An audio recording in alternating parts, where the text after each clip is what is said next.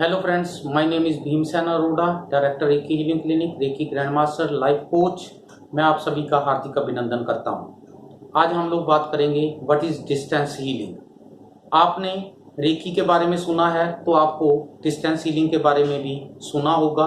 आपको पता ही होगा कि रेकी में डिस्टेंस हीलिंग पॉसिबल है, रेकी में डिस्टेंस हीलिंग की जाती है।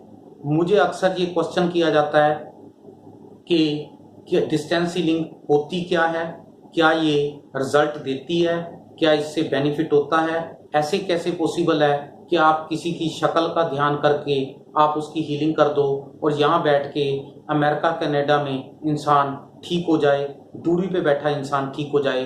प्रेजेंट में तो चलो हम वो मान लेते हैं, प्रेजेंट में वो मान लेते हैं कि आप हील अप कर सकते हो, डिस्टेंस में भी आप हील अप कर सकते हो, वो मानने को तैयार नहीं होते। रेकी में डिस्टेंस हीलिंग पॉसिबल है। रेकी की सबसे वंडरफुल बात, सबसे शानदार बात है ही यही कि रेकी में डिस्टेंस हीलिंग की जाती है। ये एब्सेंट हीलिंग होती है।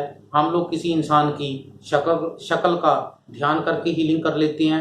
हम लोग स्नैप से, पिक से, फोटोग्राफ से भी किसी इंसान को हील अप कर लेते हैं। भले वो हमारे सामने बैठा है, हम लोग तभी भी हील अप कर लेते हैं। वो बाजू वाले कमरे में बैठा है तो भी हील अप कर लेते हैं। वो अपने घर पे बैठा है तो भी हील अप कर लेते हैं। वो मेरे से 200 किलोमीटर दूर है तो भी हील अप कर लेते हैं। 500 किलोमीटर दूर है तो भी हील अप कर लेते हैं। वो कनाडा, अमेरिका, ऑस्ट्रेलिया, न्यूजीलैंड, कहीं विदेश में बैठा है तो भी हील अप कर लेते हैं। ये पॉसिबल कैसे होता है? ये बात तो शानदार लग रही है, सुनने में अच्छी लग रही है। ये पॉसिबल कैसे है? Reiki power of subconscious mind है, एक्टिवेशन ऑफ सबकॉन्शियस माइंड है, हमारे ही अवचेतन मन की शक्ति है। जब कोई इंसान मेरे पास रेकी कराने आता है, वो प्रेजेंट सेशन में अपनी रेकी करवाता है, तो मैंने उसकी बॉडी से 3 से 5 इंच के फर्क से हाथ रख के उसकी रेकी करनी होती है, उसको हीलिंग देनी होती है। मैंने अपने सबकॉन्शियस से उसके सबकॉन्शियस माइंड को मैसेजिंग करनी होती है, जिससे थोड़ी देर में उसकी प्रॉब्लम सॉल्व होनी शुरू हो जाती है। मान लो किसी के सर में दर्द हो रहा है और मैं 3 से 5 इंच के फर्क से हाथ रख के उसकी रेकी कर रहा हूं, तो आधे पौने घंटे में उसका सर का दर्द पहले धीरे धीरे कम होगा और आधे पौने घंटे बाद तो बिल्कुल खत्म हो जाएगा। और 1 घंटे बाद तो वो बिल्कुल रिलैक्स फील कर रहा होगा। उसको याद भी नहीं रहेगा कि मेरे सर में आधा पौना घंटे पहले इतना सीवियर पेन हो रहा था। जब मैं उसकी प्रेजेंट हीलिंग में, प्रेजेंट सेशन में रेकी कर रहा हूं, तो मैंने उसकी बॉडी को टच नहीं किया। मैंने अपने सबकॉन्शियस माइंड से उसके सबकॉन्शियस माइंड को मैसेजिंग की है, जिससे उसका सर का दर्द खत्म हुआ है, उसके सर का दर्द समाप्त हुआ है।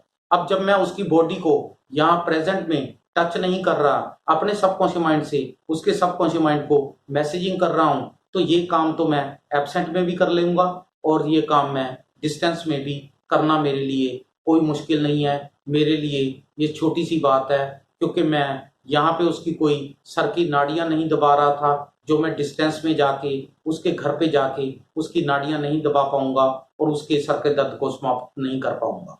मेरे लिए प्रेजेंट और एब्सेंट दोनों एक हैं, इसलिए डिस्टेंस मेरे लिए वैल्यू नहीं रखती, क्योंकि Reiki power of subconscious mind है और सबकॉन्शियस, मेरे सबकॉन्शियस माइंड से मैंने अपने क्लाइंट के सबकॉन्शियस माइंड को मैसेजिंग ही करनी है, जो मेरे लिए बहुत छोटा सा काम है।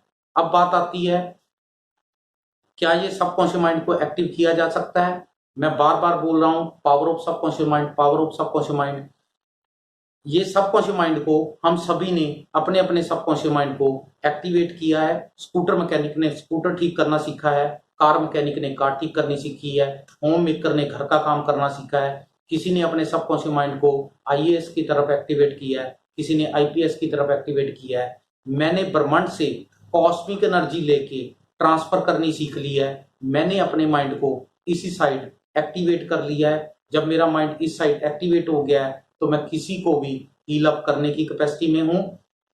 प्रेजेंट में भी हील अप कर सकता हूं, डिस्टेंस में भी कर सकता हूं, एब्सेंट में भी मैं हील अप कर सकता हूं। इवन अगर मेरा क्लाइंट, मेरा पेशेंट बीमारी जरूरत से ज्यादा बीमार है, वो आईसीयू में है, इमरजेंसी है उसको, मैं उसको इमरजेंसी भी हील अप कर सकता हूं। उसके लिए अगर मैं नॉर्मल डिस्टेंस हीलिंग कर रहा हूं तो मुझे 30-35 मिनट लगते हैं। अगर मुझे किसी आईसीयू के पेशेंट को हील अप करना है तो मुझे उसको दिन में 3, 4 या 5 सिटिंग्स देनी पड़ेंगी, जिससे मैं उसको भी हील अप कर लूँगा। क्योंकि इमरजेंसी का मतलब है उसको एनर्जी की ज़्यादा ज़रूरत है और मैंने उसको जितनी ज़्यादा एनर्जी भेजूंगा वो उतनी जल्दी हील अप हो जाएगा और वो इमरजेंसी से बाहर आ जाएगा। इमरजेंसी हीलिंग को इंटेंसिव हीलिंग भी बोलते हैं। इंटेंसिव का मतलब है बहुत ज़्यादा हीलिंग भेजना। आप सभी का बहुत बहुत धन्यवाद। Thank you. इंफॉर्मेटिव वीडियोस के लिए हमारे चैनल को सब्सक्राइब करें। रेगुलर नोटिफिकेशन के लिए बेल आइकॉन दबाना ना भूलें। आप सभी का बहुत बहुत धन्यवाद। Thank you.